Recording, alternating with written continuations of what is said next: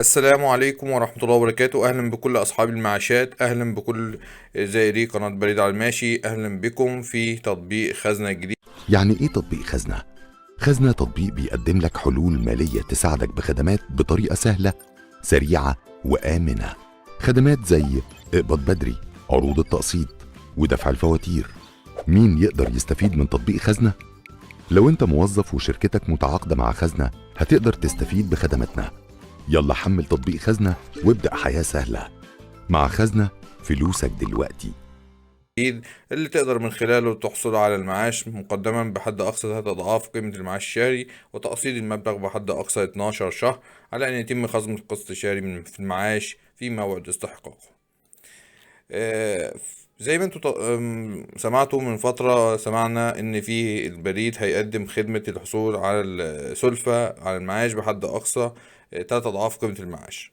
يعني يقدر صاحب المعاش يطلب لحد 3 اضعاف المعاش في اي وقت خلال الشهر، ويتم سداده على مدة تصل الى 12 شهر، والفلوس هتتحول في حساب صاحب المعاش في البريد المصري. طيب، ده بنسميه خدمات تطبيق خزنة لأصحاب المعاشات. طيب، في مصاريف ثابتة للطلب يتم توضيحها على التطبيق قبل الطلب. تمام، ودي هنوضحها في آخر الفيديو، بس خلينا دلوقتي نعرف ايه الإجراءات وتقدر تعمل ايه عشان تستفاد من الخدمة الجديدة في البريد المصري. حمل التطبيق خزنة ببلاش من جوجل بلاي، وهسيب الرابط أسفل الفيديو. واختار إنشاء حساب جديد، وبعدين اختار عملاء معاش البريد المصري كما موضح بالشاشة، وسجل بياناتك واضف صورة بطاقتك وش وظهر، وسجل رقم موبايلك واقرأ ووافق على الشروط والأحكام. رقم موبايلك اللي دايما بتستخدمه، يعني ما تحطش أي رقم. الرمز المتغير اللي هيجيلك في رسالة، ودوس التالي. هيتم تفعيل حسابك أول ما يتم التأكد من بياناتك، وهيوصلك رسالة أول ما حسابك يتفعل. يعني بمجرد ما تدخل بياناتك دي ويتم مراجعتها، هيبعت لك رسالة تم تفعيل الحساب على موبايلك. طيب، خطوات التسجيل زي ما قلنا في التطبيق خزنة زي ما وضحنا. آه، بيتم خطوة تانية، وهي خطوة التسجيل المطلوبة من موظف البريد. حضرتك بعد ما تسجل على التطبيق بتقوم صاحب معاش بزيارة مكتب بريد، استفسار عن تسجيل تطبيق خزنة. بيقوم الموظف بالشرح الخدمة ليك، واطلاع صاحب المعاش على خطوات التسجيل، ويقوم موظف البريد باستيفاء نموذج تفويض بالخصم، واستيفاء توقيع العميل عليه لصالح شركة خزنة. يعني هيبقى فيه تفويض بالخصم من البريد بس لصالح شركة خزنة. ده هسيبه لكم برضو او على الشاشة التفويض.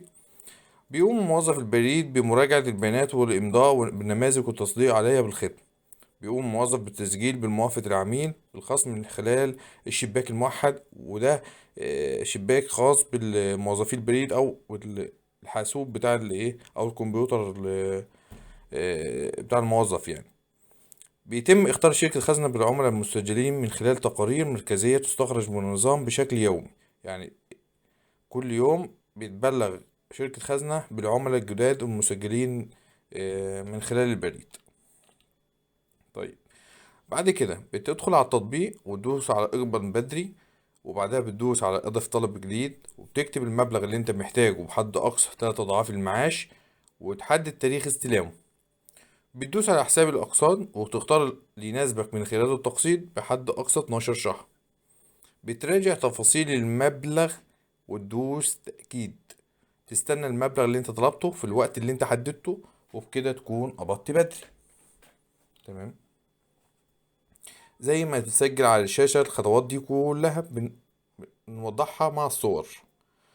تستنى المبلغ اللي انت طلبته في الوقت اللي انت حددته، كده تكون قبضت معاشك بدري.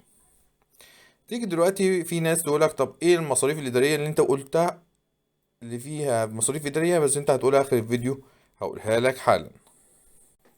مصاريف خدمة اقبض بدري الشهرية: المعاش المطلوب بدري حتى 250 جنيه، بيتم رسوم الطلب أو شهريا 10 جنيه، أو مصاريف الإدارية أكتر من 250 لحد 500 ب15 جنيه شهريا، من 500 ل1000، من 501 ل1000 30 جنيه، من 1001 حتى 1500 45 جنيه، من 1501 حتى 3000 90 جنيه، من 3001 حتى 4000 ونص 135. عند طلب مبلغ أكبر من 4000 ونص بيتم إضافة 45 جنيه لرسوم الشريحة على كل شريحة أعلى بواقع 1500 جنيه للشريحة الواحدة. تمام. يعني مثلا أنا لحد 4 ونص 135، بعد كده كل 1000 ونص ليهم 45 جنيه. تمام. يعني لو 6000 جنيه يبقى عندك هتدفع 170 جنيه، وهكذا. نزل تطبيق خزنة دلوقتي واستفاد، وفيد غيرك بالشير، وفيد غيرك بالمعلومة. السلام عليكم ورحمة الله وبركاته.